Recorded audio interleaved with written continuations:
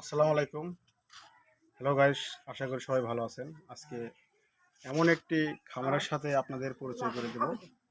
সেটা হলো এসএসসি পরীক্ষা দেওয়ার পরেই কোনো সরকারি চাকরির পিছনে না ছুটে উনি গরু পালন করছে। সেই গরু আশা করি আগেও তার নাম শুনছি আমরা। একটু তার খামারে গিয়ে তার সাথে একটু পরিচিত হব। চলুন বন্ধুরা, সেদিকে যাওয়া হোক।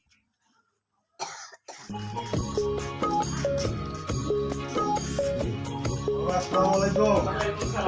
কেমন আছেন? আছি আলহামদুলিল্লাহ ভাই। আপনার তো বহু নাম শুনলাম ভাই। আপনার খামার ছোটখাটো খামারি। আগে মনে হয় গরু পালছেন না? আগে গরু পালি। এগুলো কত করে কিনছেন নাকি? এটা কিনছি ৬০,০০০ টাকা দিয়ে, এটা কিনছি ৮০,০০০ আর ওটা ৫৫,০০০।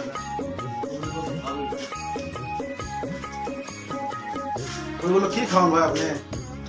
আমার বেশি কিছু খাওয়াই নেই, ঘাস খাওয়াই, তারপরে এই যে খুদ ভুসি, এগুলো গুঁড়া টুড়া এগুলো খাওয়াই।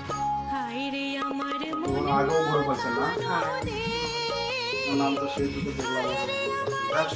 সরকারি চাকরির পিছনে না ছুটে আপনার এগুলো ব্যবসা করা ভালো। না, ইনশাল্লাহ ভালো আছে, যদি একবার লাগে যায়। হ্যাঁ, যদি আপনি সফল খামারে হতে পারেন তাহলে কোনো লাভ না।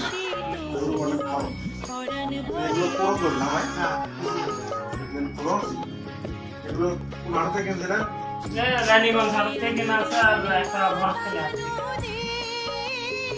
এগুলো দিন প্রতি করে মানে খুব বেশি খেলেন। না, খাবার একবার সীমিত দিই, বেশি খাওয়ালে তো আসলে অল্প কিছু খাবার দিই। মোটামুটি গরুগুলো ছেড়ে গেছে, আগের থেকে অনেক ছেড়ে গেছে।